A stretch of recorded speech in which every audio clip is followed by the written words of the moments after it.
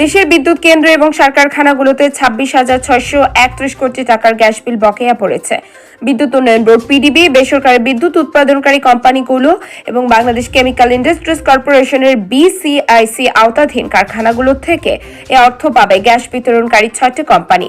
দেশীয় গ্যাস ক্ষেত্র থেকে উত্তোলিত এবং কাতার, ওমান এবং সিঙ্গাপুর থেকে আমদানিকৃত এলএনজি পাইপলাইনে মিশিয়ে গ্যাস সঞ্চালন ও সরবরাহ করা হয়। নগদ অর্থ এবং ডলারের সংকটের কারণে গ্যাস ও খনিজ সম্পদ খাতের রাষ্ট্রায়ত্ত সংস্থা পেট্রো বাংলা স্থানীয় গ্যাস ক্ষেত্রে বিদেশি উৎপাদনকারী এবং আমদানি বিল পরিশোধে হিমশিম খাচ্ছে। দেরিতে বিল পরিশোধের কারণে জরিমানাও গুনছে সংস্থাটি।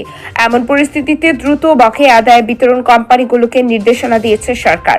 তবে সার উৎপাদন করে কারখানাগুলো লোকসানে থাকায় এবং সরকারি ও বেসরকারি বিদ্যুৎ কেন্দ্রগুলোর বিপুল পরিমাণ বিল পিডিবিতে বকেয়া থাকায় বকেয়া গ্যাস বিল সরবরাহে কাঙ্ক্ষিত গতি মিলবে না বলে জানিয়েছেন সংশ্লিষ্টরা। জ্বালানি ও খনিজ সম্পদ বিভাগ এবং পেট্রো বাংলা সূত্র জানায়, দেশে বেসরকারি খাতে অর্থাৎ শিল্প, বাণিজ্য, আবাসিক শ্রেণীতে গ্যাস বিল বকেয়ার পরিমাণ কমে এসেছে।